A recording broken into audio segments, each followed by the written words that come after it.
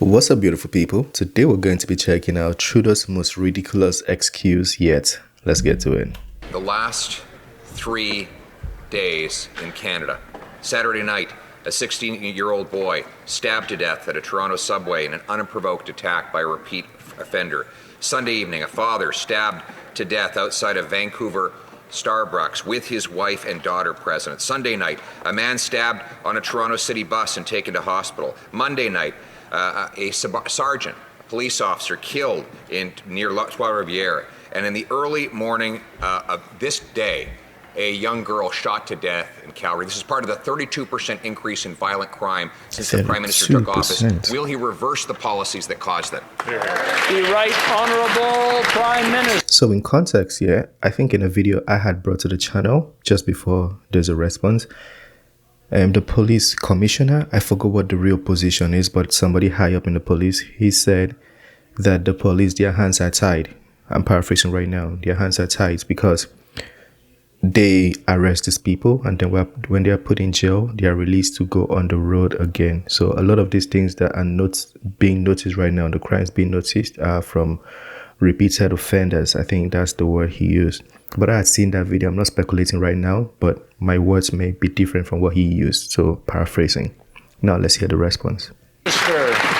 Speaker, we are, like all Canadians, deeply concerned with some of the very heinous crimes that we've seen over the past number of days. The increase in violent attacks on innocent Canadians and on those serving the public through law enforcement is extremely concerning. That's why we will continue to be there to make investments in public safety. Unlike Conservatives who cut funding for police officers, we've invested in public safety. We invested in municipal police officers as we've invested in community safety programs, as we strengthened gun control, as we've continued to strengthen consequences for violent offenders.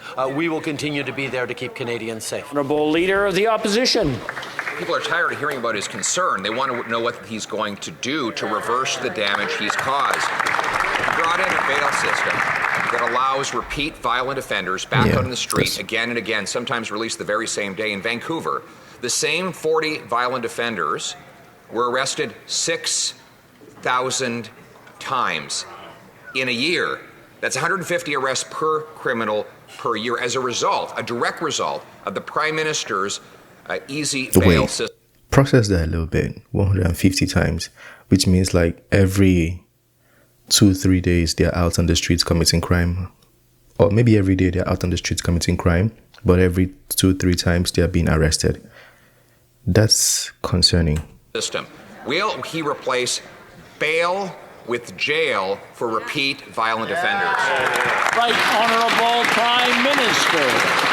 Speaker, we will continue to work on bail reform, including working with the provinces to ensure that we have a fair and responsible system that keeps Canadians safe right across the country. But if the member opposite was really serious about moving forward on keeping communities safe, he'd back our upcoming Bill 21 at third reading to make sure that we're keeping assault weapons out of the hands of people across this country, that we're strengthening gun control to freeze handguns, that we're continuing to move forward instead of being in the pockets of the NRA to focus on Canadians.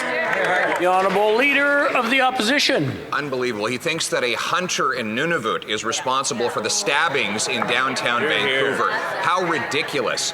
Under his policy of targeting law-abiding citizens while we're allowing repeat violent offenders to go out on the street again and again, we've seen a 32% increase in violent offenses. And in fact, one of the detectives close to the case in Toronto said that the offender was out again on numerous releases. Probation, prohibited bail, you name it, he's been released on it. This is a full-scale justice system failure. Will he reverse it? The Right Honourable Prime Minister.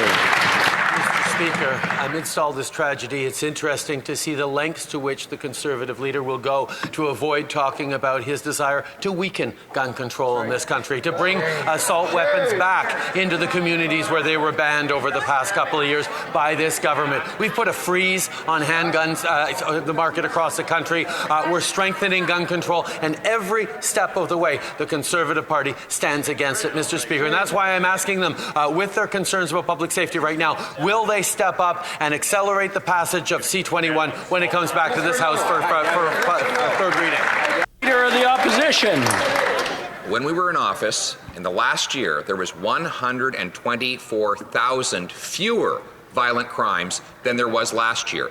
Violent crime, including murders, have skyrocketed under this policy of this Prime Minister. He's targeting law-abiding hunters and farmers rather than the repeat violent offenders who are committing the crime. Why won't he look at the evidence which has demonstrated that our streets have now turned into war zones after 8 years of his policy? And will he replace bail with jail for repeat violent offenders? The Right Honourable Prime Minister. Mr. Speaker, the member opposite himself brought up what they did under the Harper government in those years. What they did was loosen gun control laws. What they did was make it easier for people to buy assault-style weapons, and that led to direct increases in gun ownership and, unfortunately, in violent crime across the country. That's why we're trying to bring back stronger gun control legislation, despite the Conservatives' ideological opposition to gun control. We will continue to put the safety of Canadians and their communities first. We will continue with stronger gun control laws right across the country. A moment ago, I listed 4 stabbing deaths that have happened in the last 3 days, including a police officer. And the Prime Minister glibly got up and said, well, he's going to ban hunting rifles. Stabbings happen with knives, not hunting rifles.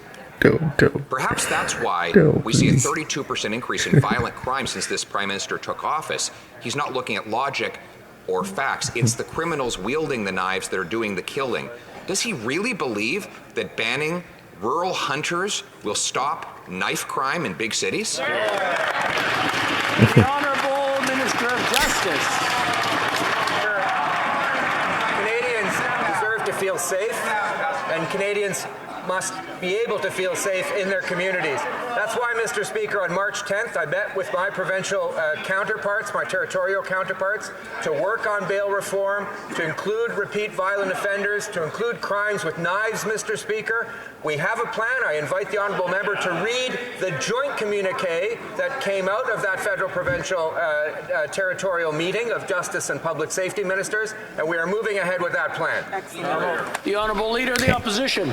The question was for the Prime Minister, who didn't have the guts to get up and answer. Run away. Did not have the guts to get up and answer it. A moment ago, I listed 4 murders and near murders that happened with knives in the last 3 days. This is part of a massive crime wave that the Prime Minister's catch and release bail system has unleashed right across the country. We did not have crime like this before he took office.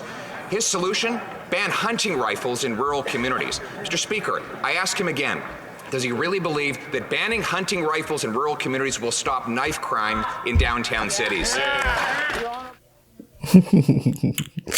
That's an interesting one. Oh my goodness. Yeah, and the response was so vague too. Like, if you have a plan that is going to help reduce the knife and violence, at least share it. You know, we want to know, because you said you have a plan, right? We want to know what the plan is, because if you wrote it down, you should be able to like say it over and over again in your mind for you to execute. I feel like that's the best way to execute. You write a plan down and then follow through. You should be able to say your plan if somebody asks you.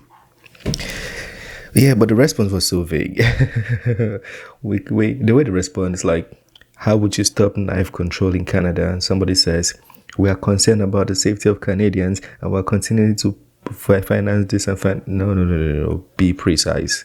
Yeah, all this vague response, it's kind of like, it feels dishonest, honestly. Anyways, let me know what you think about that video. If there's anything you want to add, correct, critique, feel free to do so. Smash the like button, subscribe, and I'll see you on the next one. Peace.